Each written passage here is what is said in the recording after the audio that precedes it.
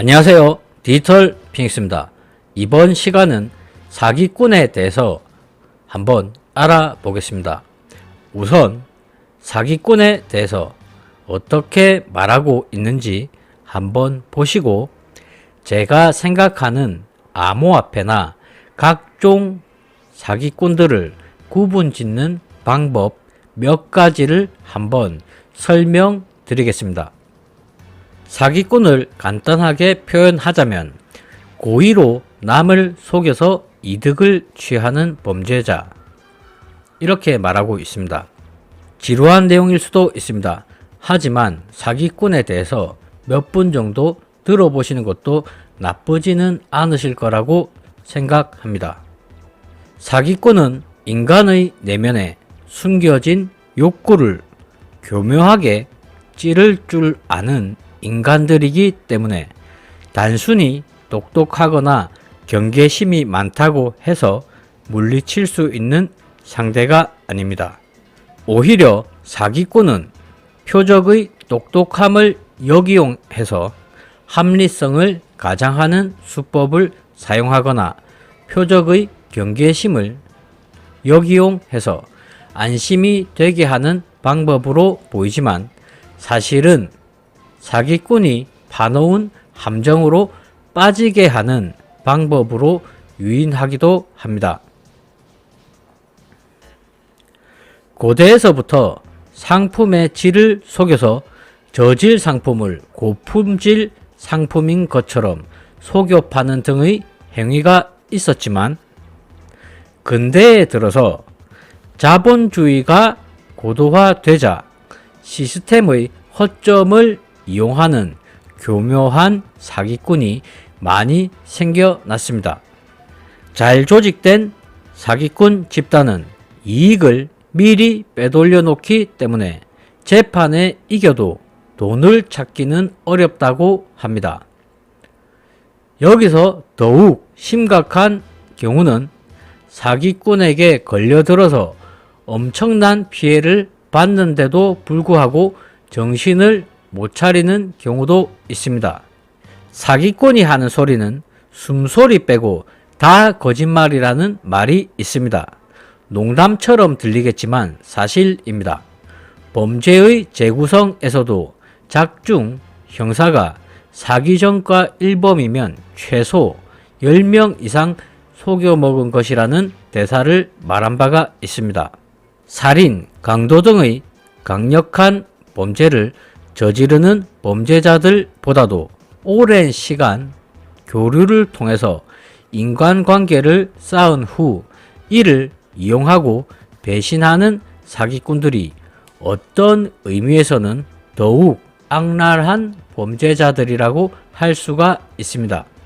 전 세계적으로 사기죄는 흔하디 흔한 범죄 중 하나지만 서양보다는 동양의 비중이 상대적으로 높다고 말합니다.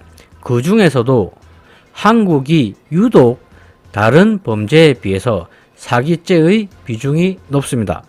정말 단 한 번의 사기를 위해서 10년 이상 시간을 들이는 사기꾼들도 있습니다. 그렇다면 암호화폐 시장 내에서 존재하는 사기꾼들이 많이 있습니다. 그렇다면 이 사람이 사기꾼인지 아닌지 찾아내는 방법은 무엇이 있겠습니까? 우선 가장 간단한 방법으로 구글과 네이버 검색창에서 00 사기꾼, 00000 사기꾼 또는 00 거짓말, 이런 식으로 유튜버나 사기꾼으로 짐작되는 사람의 이름을 적은 후 사기꾼을 붙여서 검색해 보시는 방법이 가장 우선적으로 있습니다. 물론 여기에서 사기꾼이 아닌데도 검색이 되는 분들이 몇 분 있을 겁니다.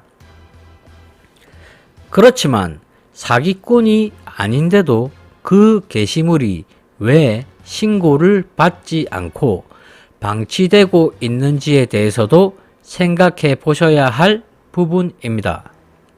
물론 삭제 요청이나 신고하는 부분이 번거로워서 그냥 지나치는 글들도 있을 겁니다. 하지만 최소한 이 사람이 사기꾼인지에 대한 의심이 드신다면 구글이나 네이버에서 검색해 보시고 거기에 대한 내용을 확인해 보시는 것도 아주 많은 도움이 될 것입니다.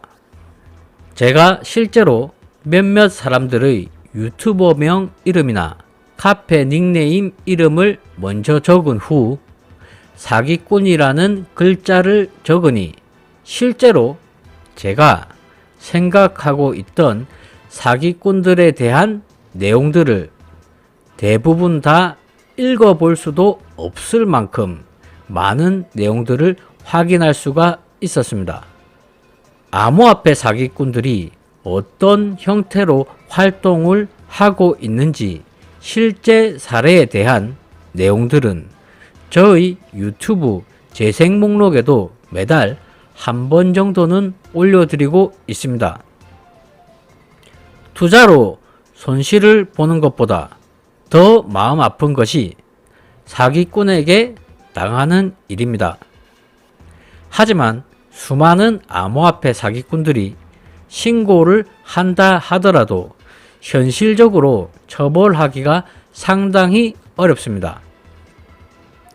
자, 그렇다면 앞으로는 최소한 구글이나 네이버에서 사기꾼들에 대한 검색을 자주 해보시기를 바라면서 이상 방송을 마치겠습니다.